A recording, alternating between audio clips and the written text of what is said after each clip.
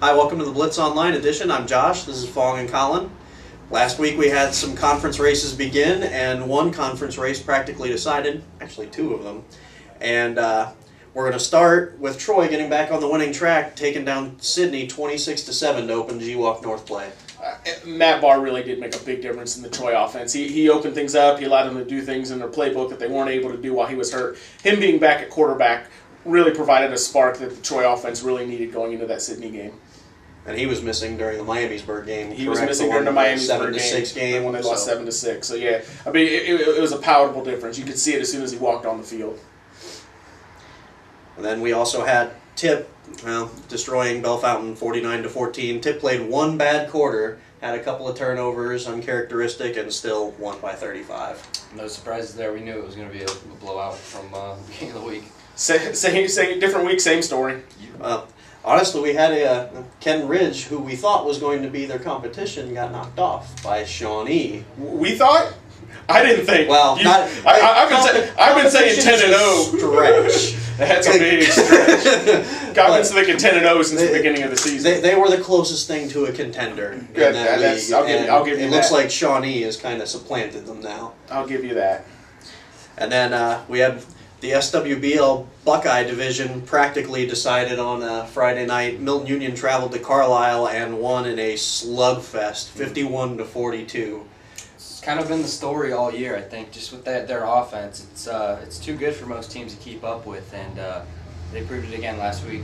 It seems like every time they get into one of these back-and-forth games, it's always their defense that makes like one key play, and in this second half they had one fumble recovery, got them up by 2 scores, and then Tyler Brown, playing with a dislocated shoulder, scores the game-winning touchdown at the end of the game. Great defensive effort we saw to those two teams.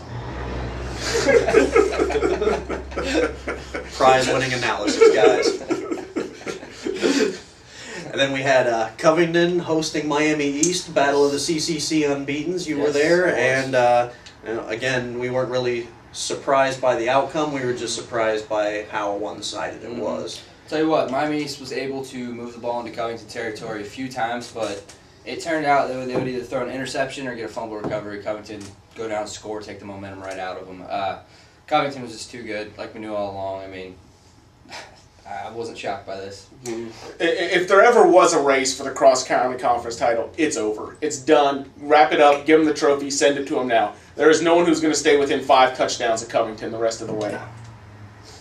Then we've got Bethel, who a lot of people might have been surprised by them beating Twin Valley South. I don't think many of us were. We knew that they were going to get better as the year went on, and they seem to have found a quarterback. Aaron Bozarth came in, 3 touchdown passes and 1 rushing score. So we've been saying all year, every week we've been saying they're coming, they're coming, they're coming. I think they finally arrived. Yeah, and I think it's just a product of the schedule they played from the beginning of the season to the end. It's going to get a lot easier for them now. Like I said, they got a lot of winnable games left, and I think they could possibly get a win against a good National Trail team this week. And probably the most exciting game of the weekend, Bradford going to Tri-County North, winning by a point, 35-34, a pair of kickoff return touchdowns in the final minutes, and North misses their extra point. That's how that one rolled out. Special teams win games. And I'm not sure, I don't know the exact facts on this or not, but I'm pretty sure James Cannon had some sort of like collarbone injury like early in that game.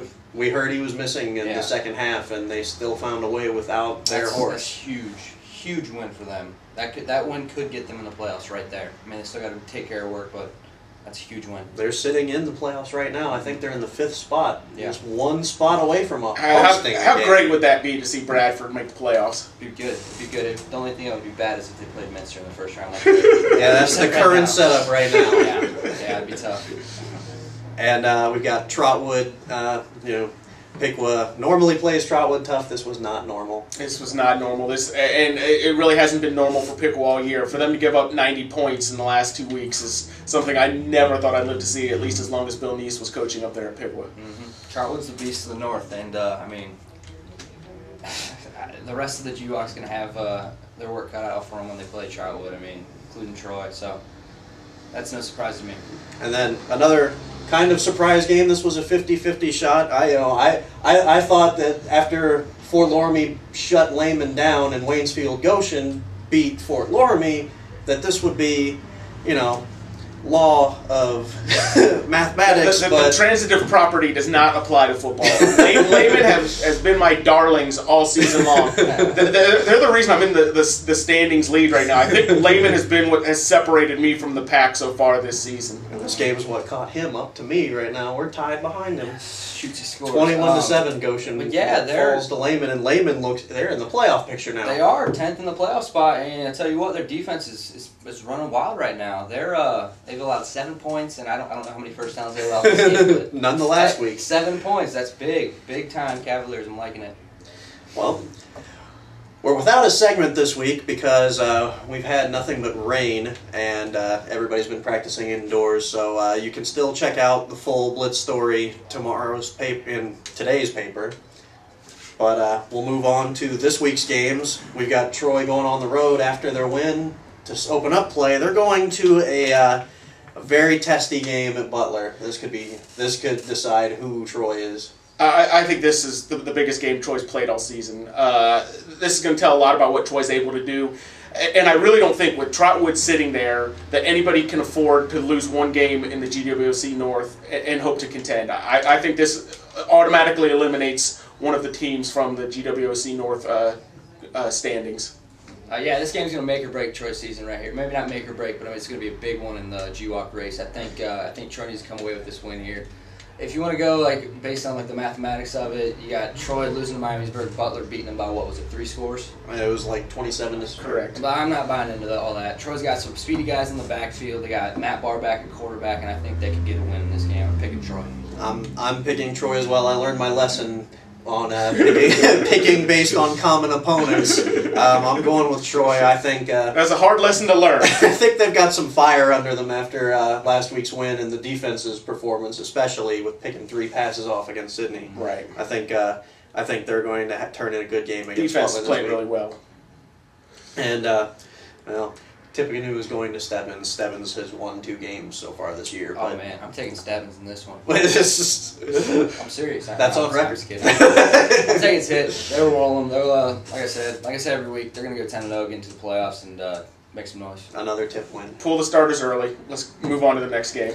And then Milton Union is traveling to Preble Shawnee after their big win, and Preble Shawnee has yet to win a game this year. And Milton, even if Tyler Brown, depending on his condition, I think they've still got plenty to beat Preble Shawnee. I tell you what, that might be the biggest thing this week is deciding who wins by a bigger margin, Milton or Tip, because they're both going to roll this week, and it's not going to be pretty in either game. Milton. There's no ifs, ands, buts about it. Milton will win this game, and they will win it big. Here's our game of the week this week. We've got Miami East coming off of that loss to Covington, trying to get back on track. They've got Tri-County North coming to town, who was one of the preseason contenders, but now they're sitting with two cross-county conference losses. And I'm going to go with Miami East in this one. It's going to depend on a lot on how Miami East's offense can do. I mean, the Miami East defense is pretty proven, except for against Covington, but nobody's defense plays against them. I think Miami East can pull this one off. Some question marks about Miami East, some injuries that we've been hearing about, but I still think even with injuries, whether they're true or not true, I still think Miami East has too much, and I think Max Kern will find a way to win. I definitely think that Miami East offense is going to need to get going against Tri-County North. I'm still not convinced on East offense. I mean, that was my first game, honestly. I saw him play against Covington last week, but I know in weeks prior against Bethel, they struggled to score, put up 24 points. So it's really going to come down to if their defense can step up against Tri-County North, who's proven to be able to put up some points, and if their offense gets rolling a little bit. Honestly, I'm undecided on this game right now, but I think it could go either way. But I'll give it to East right now, just since they're at home. But that could change that. Get ready for the flip-flopper. Yep. Hey, I've done it too. It's not official until it goes in print. It can change right up until press time.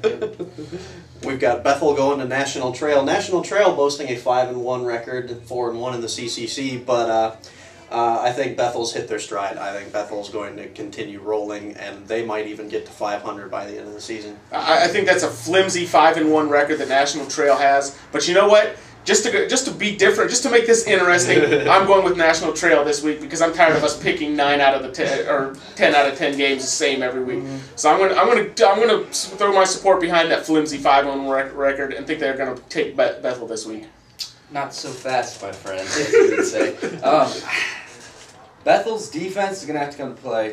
National Trail is an offense that has proven to put up some points. They put up 41 against Bradford. But like you said, they played a pretty flimsy schedule up to this point. I don't know what their combined opponents' win percentage is, but it cannot be good.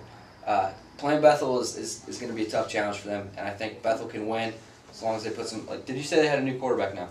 Aaron Bozarth threw 3 touchdown passes last week. Wow. That could be a big spark for Bethel, so... I'm going to give it to Bethel this week. There's going to be a lot of throwing in that game. National Trail slings the ball around, too. Yeah. We've got Covington going to Twin Valley South. That's against a Covington win. I mean, we're pretty much on the record. Covington's not getting beat. Next. Their combined records of their opponents the rest of the year are 10-14, and National Trail has 5 of those wins. So, Covington wins. Big. Yep. Bradford going to Arcanum, even if James Cannon is hurt and does miss time, Bradford still. Yep. They showed they can win without him, and I think they will. They will definitely win this week. This is a special season for Bradford, I think, and I think they got some magic now, and I don't see that. I think they're going to pull this one out.